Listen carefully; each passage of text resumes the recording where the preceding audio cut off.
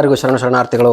ಸ್ನೇಹಿತರೆ, ಮನುಷ್ಯ ತನ್ನ ದೈನಂದಿನ ಜೀವನದಲ್ಲಿ ಕೇವಲ ತನ್ನ ಸ್ವಾರ್ಥದ ಸಾಧನೆಗಳಿಗಾಗಿನೇ ತನ್ನ ಸಮಯವನ್ನ ಮೀಸಲಿಡತಕ್ಕಂಥ ಕಾಲಘಟ್ಟದಲ್ಲಿ ನಾವೆಲ್ಲ ಇದ್ದೇವೆ. ಮನುಷ್ಯನಿಗೆ ತನ್ನ ಬಿಸಿನೆಸ್ಗಳು, ವ್ಯವಹಾರಗಳು, ಉದ್ಯಮಗಳು ಮತ್ತು ತನ್ನ ಗಳಿಕೆಯ ಮಾರ್ಗಗಳು ಇವು ಮಾತ್ರ ಆದ್ಯತೆಯಾಗಿ ಇತ್ತೀಚಿನ ದಿನಗಳಲ್ಲಿ ಬದಲಾಗಿದ್ದಾವೆ. ಮನುಷ್ಯನಾಗಿ ಹುಟ್ಟಿದ ಮೇಲೆ ಕಲೆ, ಸಾಹಿತ್ಯ, ಸಂಗೀತ ಹೀಗೆ ಸಾಂಸ್ಕೃತಿಕವಾಗಿ ಚಿಂತಿಸುವ ಒಂದಷ್ಟು ಸಮಯ ಅದಕ್ಕಾಗಿ ಮೀಸಲಿಡುವ ಕೆಲಸ ಕೂಡ ಮಾಡಬೇಕಾಗ್ತದೆ. ನಾವು ಕನ್ನಡ ಭಾಷೆ ಮತ್ತು ಕನ್ನಡ ಸಾಹಿತ್ಯದ ಬಗ್ಗೆ ಕನ್ನಡಿಗರಾದವರು ತಿಳ್ಕೊಳ್ಳೇಬೇಕಾಗ್ತದೆ. ಇಡೀ ಭಾರತದಲ್ಲಿ ಸಾಹಿತ್ಯ, ಬರವಣಿಗೆ, ಕಲಿಕೆ, ಶಾಲೆ, ವಿದ್ಯೆ, ಶಿಕ್ಷಣ ಅಂತಂದ್ರೆ ಅದು ಶತಮಾನಗಳ ಹಿಂದೆ ಕೇವಲ ಬೆರಳೆಣಿಕೆಯ ಜನರ ನಿಯಂತ್ರಣದಲ್ಲಿ, ಕಪಿಮುಷ್ಟಿಯಲ್ಲಿ ಇದ್ದಂಥದ್ದು. ಭಾರತದ 95% ಜನ ಧರ್ಮವಿಹೀನರಾಗಿ, ವಿದ್ಯಾವಿಹೀನರಾಗಿ ಭಾರತದಲ್ಲಿ ಪಶುಗಳಂತೆ ಬದುಕದಿದ್ದಂಥ ಕಾಲಘಟ್ಟ ಒಂದಿತ್ತು. ಅದಕ್ಕೆ ಕುವೆಂಪು ಅವರು ಹೇಳ್ತಾರೆ ಒಂದ್ ಕಡೆ, ಬ್ರಿಟಿಷರು ಭಾರತಕ್ಕೆ ಬರದೆ ಹೋದ್ರೆ ನಾನು ಯಾವ ಶಾನುಭೋಗನ ಮನೆಯಲ್ಲಿ ಸಗಣಿ ಎತ್ತಿದ್ನೋ ಗೊತ್ತಿಲ್ಲ ಅಂತ. ಬಹಳ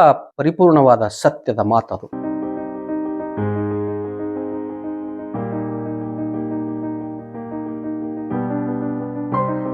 ಬ್ರಿಟಿಷರು ಭಾರತದಲ್ಲಿ ಬಂದು ಶಿಕ್ಷಣವನ್ನ ಸಾರ್ವತ್ರೀಕರಣಗೊಳಿಸದೆ ಹೋದ್ರೆ ಬಹುಜನ ಭಾರತೀಯರಿಗೆ ಶಿಕ್ಷಣ ಇನ್ನೂ ಮರೀಚಿಕೆಯಾಗಿ ಉಳಿತಿತ್ತು. ಹೀಗೆ ಶತಮಾನಗಳಿಂದ ಶಿಕ್ಷಣವನ್ನ ಪಡೆದುಕೊಂಡು ತಮ್ಮ ಸ್ವಾರ್ಥದ ಬದುಕನ್ನ ಕಟ್ಟಿಕೊಂಡ ಅಕ್ಷರವಂಚಕ ಸಮುದಾಯದವರು ಬೇರೆಯವರು ಯಾರಿಗೂ ಶಿಕ್ಷಣವೇ ಸಿಗಬಾರದು ಅಂದ್ಕೊಂಡವರು ಸಾಮಾನ್ಯವಾಗಿ ತಮ್ಮನ್ನು ತಾವು ಬಹಳ ಪ್ರತಿಭಾವಂತರು, ತಮಗೆ ಬಿಟ್ಟು ಉಳಿದವರು ಯಾರೋ ಪ್ರತಿಭಾವಂತರ ಅಲ್ಲ ಅಂತ ಅವರು ಬಿಂಬಿಸ್ಕೊಂಡು ಹೊರಟಿದ್ದಾರೆ. ಇವರ ಪ್ರತಿಭೆ ಎಂಥದ್ದು ಅಂದ್ರೆ, ಪಕ್ಕದ ಮನೆಯ ಹುಡುಗ ಪರೀಕ್ಷೆ ಓದಿ ಪಾಸ್ ಆಗ್ಬಾರ್ದು, ಅವನು ಬಹಳ ನನಗಿಂತಲೂ ಜಾಣ ಇದ್ದಾನೆ ಅಂತ ಆತನ ಪುಸ್ತಕವನ್ನು ಮುಚ್ಚಿಟ್ಟು ಆತನಿಗೆ ಪರೀಕ್ಷೆ ಬರೆಯದಂತೆ ಮಾಡಿ ತಾನೊಬ್ಬನೇ ಓದಿ ಪರೀಕ್ಷೆಯಲ್ಲಿ ಬರೆದು 35-40 ಮಾರ್ಕ್ಸ್ ತಗೊಂಡು, ನೋಡ್ರಿ ನಾನು ಎಷ್ಟು ಪ್ರತಿಭಾವಂತ ಇದ್ದಾನೆ, ಪಕ್ಕದ ಮನೆಯ ಹುಡುಗ ಪರೀಕ್ಷೆಯಲ್ಲಿ ಫೇಲ್ ಆದ ಅಂತ ಹೇಳ್ತಕ್ಕಂಥ ಪ್ರತಿಭಾವಂತರು ಇವರು. ಅಂದ್ರೆ ನಮ್ಮನ್ನೆಲ್ಲ ವಿದ್ಯೆಯಿಂದ, ಅಕ್ಷರದಿಂದ ದೂರ ಇಟ್ಟು ಧಾರ್ಮಿಕ ಕಟ್ಟುಪಾಡುಗಳು, ಮತ್ತೊಂದು ಕಟ್ಟುಪಾಡುಗಳು ಹೇರಿ ನಮ್ಮನ್ನೆಲ್ಲ ಅದರಿಂದ ವಂಚಿಸಿ ನಾವು ಮಾತ್ರ ಪ್ರತಿಭಾವಂತರು ಅಂತ ಹೇಳ್ಕೊಂಡು ಪ್ರತಿಭಾವಂತರಾದಂಥ ಕೃತಕ ಪ್ರತಿಭಾವಂತರು ಇವರು.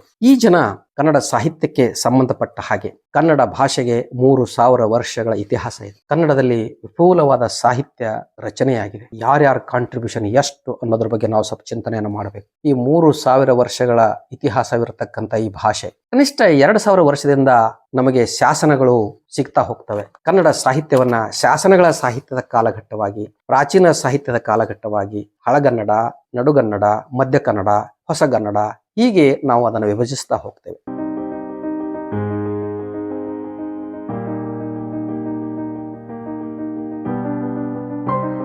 ಕನ್ನಡದಲ್ಲಿ ಮೊಟ್ಟ ಮೊದಲು ಸಿಕ್ಕ ಕಾವ್ಯ ಕವಿರಾಜ ಮಾರ್ಗ ಅಂತ ನಾವು ಹೇಳ್ತೇವೆ. ಅದು 9ನೇ ಶತಮಾನದಲ್ಲಿ. ಮುಂದೆ 10ನೇ ಶತಮಾನದಲ್ಲಿ ಪಂಪ, ರನ್ನ, ಪೊನ್ನ ಹೀಗೆ ಬರ್ತಾ ಹೋಗ್ತಾರೆ. 12ನೇ ಶತಮಾನದಲ್ಲಿ ವಚನಕಾರರು ಬರ್ತಾರೆ.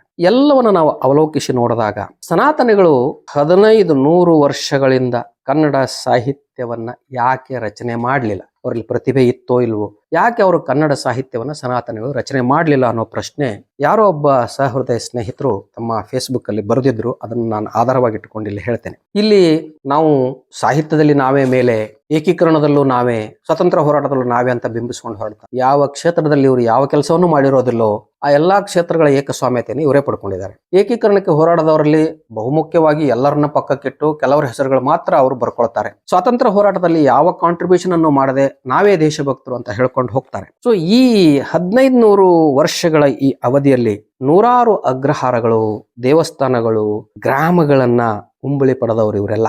ಆದರೆ ಇವರು ಯಾಕೆ ಈ 1500 ವರ್ಷ ಅಂದ್ರೆ ಕ್ರಿಸ್ತ ಶಕ 1ರಿಂದ ಆರಂಭಗೊಂಡು 15ನೇ ಶತಮಾನದವರೆಗೆ ಯಾವುದೇ ಸಾಹಿತ್ಯವನ್ನ ಸನಾತನಿಗಳು ಕನ್ನಡದಲ್ಲಿ ಯಾಕೆ ನಿರ್ಮಿಸಲಿಲ್ಲ? ಅಪವಾದ ಅನ್ನುವ ಹಾಗೆ ಒಂದೆರಡು ಎಲ್ಲೋ ಇರಬೇಕು. ಆದರೆ ಇವರು ಸಾಮೂಹಿಕವಾಗಿ ಕನ್ನಡ ಸಾಹಿತ್ಯದಲ್ಲಿ ತಮ್ಮನ್ನು ತಾವು ತೊಡಗಿಸಲಿಲ್ಲ ಯಾಕೆ ಅನ್ನೋದು ಒಂದು ಬಹಳ ದೊಡ್ಡ ಪ್ರಶ್ನೆ ಆಗುಳಿತದೆ.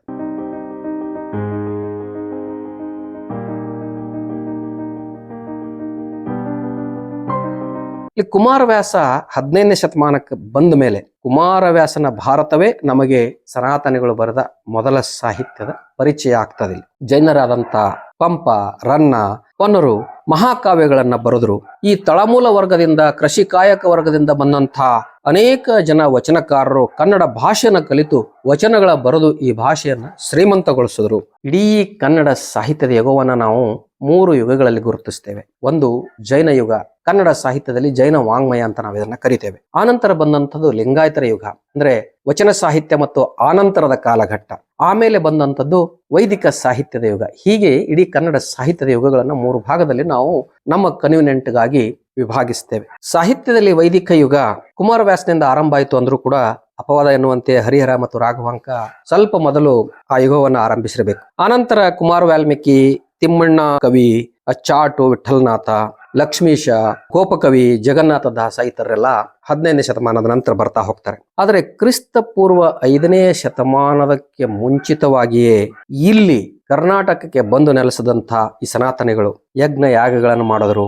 ರಾಜರಿಂದ, ಕುಲಾಧಿಪತಿಗಳಿಂದ ಗೋದಾನ, ಭೂದಾನ, ಜಹಾಗೀರಿ ಇವೆಲ್ಲವನ್ನು ಪಡೆದರು. ನಂತರ ಶಾತವಾಹನರು, ಕದಂಬರು, ಗಂಗರು, ಎಲ್ಲ ಸಾಮ್ರಾಜ್ಯಗಳು, ಸಣ್ಣ ಪುಟ್ಟ ಅರಸರುಗಳು, ಸಾಮಂತರು, ದೇಶಕತಿ ಮನೆತನದವರು ಇವರೆಲ್ಲರಿಂದ ಆರಂಭ ಆಗಿ ಮೈಸೂರು ಒಡೆಯರು, ವಿಜಯನಗರದ ಅರಸರ ಕಾಲದವರೆಗೆ ಹಲವು ಅಗ್ರಹಾರಗಳನ್ನ, ಗ್ರಾಮಗಳನ್ನ, ಗೋವುಗಳನ್ನ, ಸಾವಿರಾರು ಹಸುಗಳನ್ನ ಕೊಡುಗೆಯಾಗಿ ಪಡೆದವರು ಸನಾತನಿಗಳು. ಸಾವಿರಾರು ದೇವಾಲಯಗಳ ಉಸ್ತುವಾರಿ ಕೂಡ ಈ ಸನಾತನಿಗಳ ಕೈಯಲ್ಲೇ ಇತ್ತು.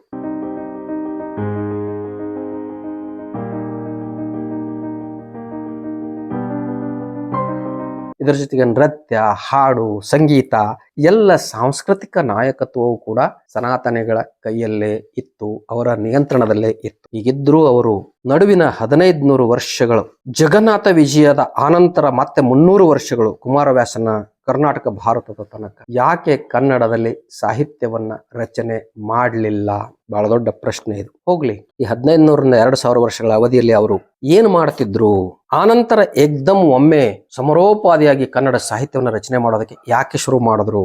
ಹೋಗ್ಲಿ, ಆ ಕಾಲದಲ್ಲಿ ತಮ್ಮ ಸಂಸ್ಕೃತದಲ್ಲಾದರೂ ಯಾವ್ದಾದ್ರು ಒಂದು ಹೇಳಿಕೊಳ್ಳುವಂತ ಸಾಹಿತ್ಯವನ್ನ ಅವರು ಬರೆದ್ರೆ ಯಾಕೆ ಬರೀಲಿಲ್ಲ?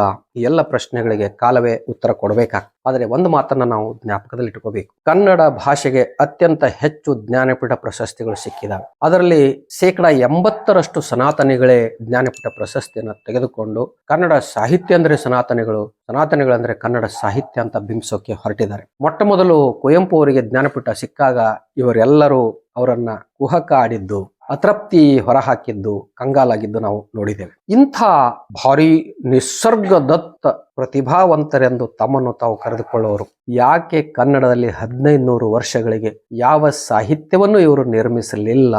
ಈ ಯಕ್ಷ ಪ್ರಶ್ನೆಗೆ ಈ ಪ್ರತಿಭಾವಂತರೇ ಉತ್ತರ ಕೊಡಬೇಕಾಗ್ತದೆ. ಶರಣಾರ್ಥಿ.